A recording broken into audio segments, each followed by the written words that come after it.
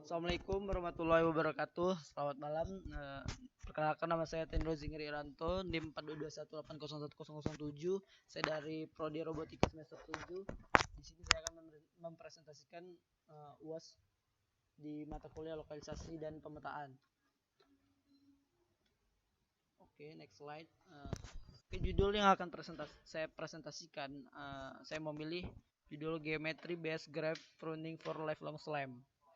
Pertama, apa itu lifelong SLAM? Lifelong SLAM adalah operasi pemetaan yang biasanya digunakan robot dalam jangka panjang, di mana lokasi yang sudah dipetakan ditinjau berkali-kali dalam lingkungan yang berubah-ubah. Kedua masalah dapat diatasi dengan algoritma pemangkasan grafik. Kami penulis mengusulkan metode baru yang mempertimbangkan kriteria geometrik untuk memilih simpul yang akan dipangkas.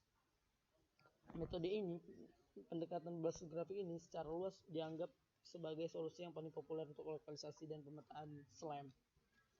Untuk mengilustrasikan masalah, bayangkan sebuah lingkungan dan yang mempunyai ukuran yang terbatas. Robot akan terus bergerak di lingkungan ini untuk waktu yang lama sambil menjalankan let's graph berbasis algoritma SLAM secara terus-menerus, lalu menambahkan pengukuran baru ke dalam petanya. Pada lifelong SLAM, penulis berasumsi bahwa suatu daerah tidak hanya dipetakan sekali saja, namun ditinjau terus-menerus selama periode waktu yang lama. Oke, memasuki slide ketiga. Di sini ada sebuah gambar ya.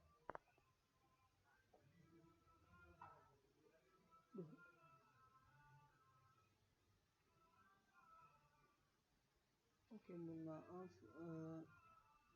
Ya di sini ada pemetaan SLAM dengan dan tanpa pemangkasan menggunakan tujuan pendekatan. Yang kiri adalah tidak menggunakan metode pemangkasan, dan yang kanan adalah yang menggunakan metode pemangkasan dengan tujuan pendekatan. Tujuan dari grafik ini adalah untuk tetap hati-hati menghapus simpul dan tepi yang berlebihan sambil meminimalkan kerugian dalam lokalisasi dan akurasi pemetaan. Algoritma memastikan bahwa size berskala dengan ukuran lingkungan yang menjadi independen dari waktu yang dibebaskan atau panjang lintasan pada robot. Oke, next.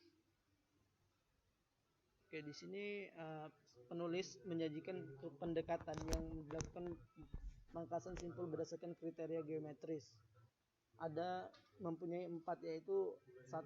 Pendekatan yang efisien untuk pemangkasan simpul berdasarkan kepadatan skala invarian yang tidak bergantung pada data yang terkait dengan simpul tertentu dan mengarah pada distribusi simpul yang merata dalam grafik yang dipangkas. Kedua, algoritma marginalisasi yang kuat untuk menemukan loop yang salah.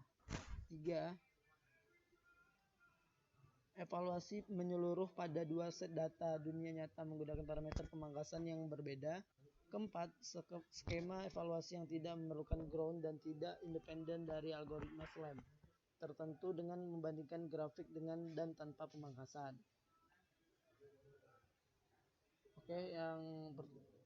Oke, ini adalah vertex pruning.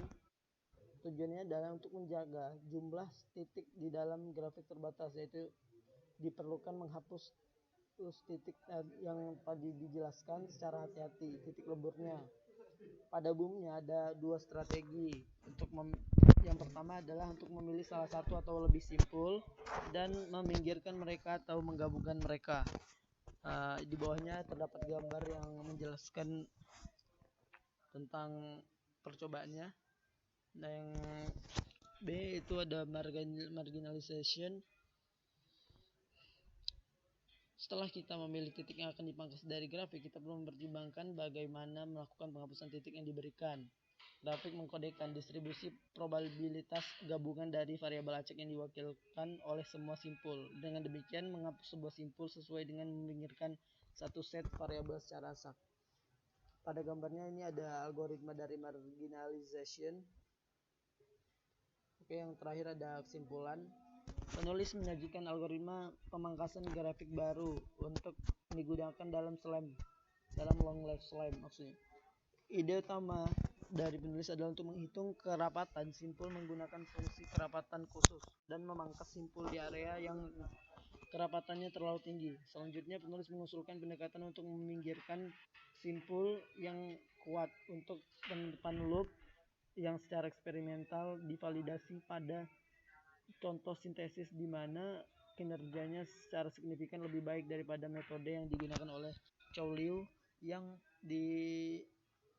ada pada daftar pustaka makalah yang penulis buat. Oke, terima kasih. Itu saja presentasi dari saya.